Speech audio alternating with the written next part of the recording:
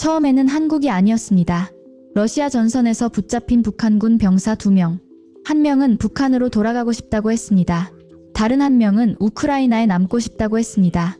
그런데 몇 달 뒤 두 사람 모두 자신들을 한국으로 데려가 달라고 부탁했습니다. 한 병사는 한국에 가면 다친 턱을 다시 치료받을 수 있는지, 집을 구하고 가정을 꾸릴 수 있는지까지 물었습니다. 처음에는 한국을 선택하지 않았던 두 사람의 마음은 왜 달라졌을까요? 그리고 실제 한국행은 지금 어디까지 진행됐을까요? 확인된 사실을 시간순으로 쉽게 말씀드리겠습니다. 2025년 1월, 러시아 서부 쿠르스크 지역에서 북한군 병사 2명이 우크라이나군에 생포됐습니다. 쿠르스크는 우크라이나와 국경을 맞댄 러시아 지역입니다. 당시 우크라이나군이 러시아 쪽 쿠르스크 일부에서 작전을 벌이고 있었습니다.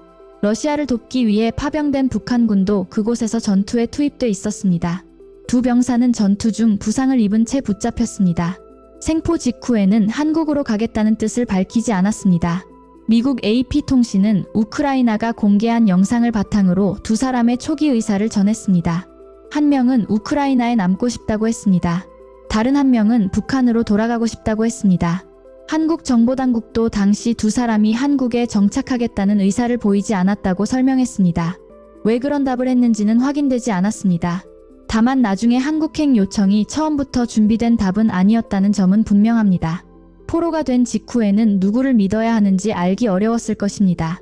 자신이 한 마리 북한에 남은 가족에게 어떤 영향을 줄지도 걱정했을 수 있습니다. 변화는 그 다음 달부터 나타났습니다. 2025년 2월 말, 유용원 국회의원이 우크라이나에서 두 사람을 직접 만났습니다. 그 자리에서 한 병사는 한국으로 꼭 가고 싶다고 말했습니다.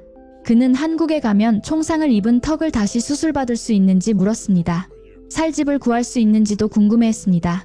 가정을 꾸리며 살아갈 수 있는지도 물었습니다. 자신이 바라는 권리를 누리며 살 수 있느냐는 질문도 했습니다. 그가 먼저 확인한 것은 많은 돈이나 화려한 생활이 아니었습니다. 상처를 치료하고 집을 마련하고 가족을 이루며 살아가는 일이었습니다. 하지만 다른 병사는 아직 마음을 정하지 못했습니다. 한국행을 조금 더 생각해봐야 할 것 같다고 답했습니다. 한국을 선택하면 고향으로 돌아가기 어려워질 수 있습니다. 북한에 남은 가족과 다시 만나지 못할 가능성도 있습니다.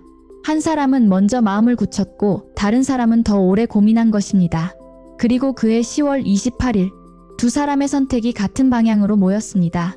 한국의 다큐멘터리 제작진이 우크라이나의 포로 수용소에서 두 병사를 만났습니다.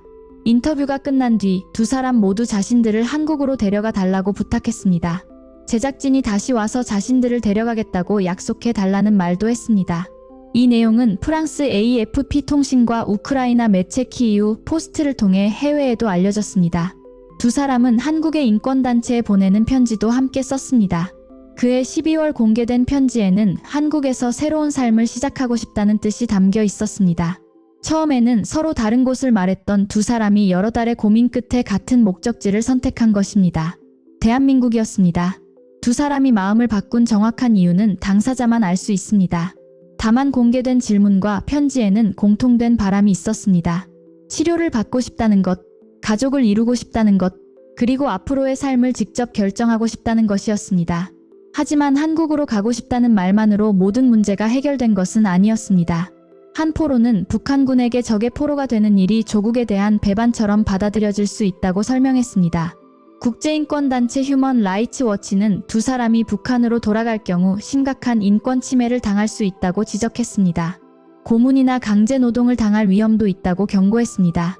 그래서 먼저 필요한 것은 두 사람이 원하지 않는 곳으로 보내지지 않도록 하는 일이었습니다. 이 부분에서는 중요한 진전이 있었습니다. 조현 외교부 장관은 2026년 3월 국회에서 우크라이나 측으로부터 확약을 받았다고 밝혔습니다. 두 사람이 북한이나 러시아로 보내지지 않을 것이라는 내용이었습니다. 다만 이 약속과 한국행의 최종 결정은 같은 말이 아닙니다. 북한이나 러시아로 돌려보내지 않겠다는 것은 두 사람의 안전에 관한 약속입니다. 한국으로 실제 이동하는 문제는 날짜와 방법을 따로 정해야 합니다. 한국 정부가 두 사람을 받아들이겠다는 방침도 6월에 새로 나온 것이 아닙니다. 외교부는 사태 초기부터 북한군 포로를 헌법상 우리 국민으로 본다고 밝혀왔습니다. 본인이 한국행을 원하면 받아들이고 필요한 보호와 지원을 제공하겠다는 입장도 유지해왔습니다. 쉽게 말하면 북한 주민도 대한민국이 보호해야 할 국민으로 본다는 뜻입니다. 그리고 2026년 6월, 한국행을 위한 협의가 한 단계 더 앞으로 나아갔습니다. 6월 22일 외교부 고위 당국자는 우크라이나 측과 큰 방향에서 기본적인 합의가 이뤄졌다고 설명했습니다. 또 두 사람의 자유로운 의사에 따라 가능한 한 신속하게 한국행을 추진하겠다고 밝혔습니다. 다음 날 외교부 공식 브리핑은 두 나라가 구체적인 협의를 진행하고 있다고 설명했습니다. 이 두 발표를 쉽게 정리하면 이렇습니다. 큰 방향에서는 뜻을 모았지만 실제 출발 날짜와 이동 방법은 아직 정하지 않았다는 것입니다.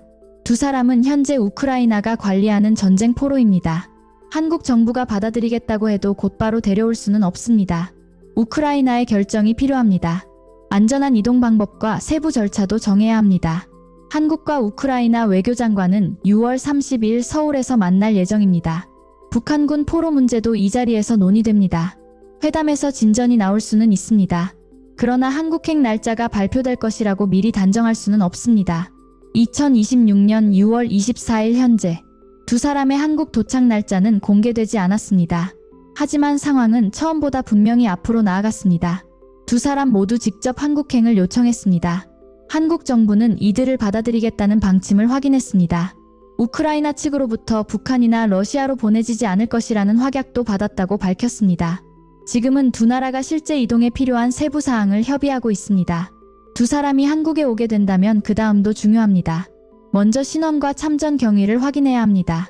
부상을 치료하고 전쟁과 포로 생활에서 생긴 정신적 충격도 돌봐야 합니다. 북한에 남은 가족에게 피해가 가지 않도록 개인정보도 조심스럽게 다뤄야 합니다. 두 사람을 무조건 영웅으로 포장할 필요는 없습니다. 확인해야 할 책임은 차분히 확인하고 보호해야 할 권리는 지켜야 합니다. 이제 처음에 두 질문에 답할 수 있습니다. 공개된 말을 보면 두 사람의 마음을 움직인 것은 특별한 대우가 아니었습니다. 치료를 받고 가족을 이루고 자신의 앞날을 직접 선택할 수 있는 평범한 삶이었습니다. 한국행은 아직 완료되지 않았습니다. 그러나 막연한 희망에 머물러 있는 단계도 아닙니다. 북한이나 러시아로 보내지 않겠다는 확약이 나왔고 한국과 우크라이나 정부가 실제 이동 절차를 협의하고 있습니다. 한반도에서 수천 킬로미터 떨어진 전쟁터로 보내진 두 청년. 그들은 포로가 된 뒤에야 앞으로 어디에서 살고 싶은지 말할 기회를 얻었습니다. 그리고 여러 달의 고민 끝에 대한민국으로 가고 싶다고 밝혔습니다. 그들이 바라는 것은 거창한 환영 행사가 아닐 것입니다. 상처를 치료하고 안전하게 잠들고 일하거나 공부하며 살아가는 평범한 하루일 것입니다. 한국을 선택한 일이 또 다른 위험이 아니라 새로운 삶의 시작이 되도록 만드는 것. 이제 대한민국이 해야 할 일입니다. 이 자랑스러운 소식이 더 많은 분께 닿을 수 있도록 좋아요와 구독, 알림 설정 부탁드립니다. 여러분 생각은 어떤지 댓글로 알려주세요. 소중한 의견이 대한민국을 더 나은 나라로 발전시킵니다. 다음에도 가슴 뛰는 대한민국 이야기로 찾아오겠습니다. 감사합니다.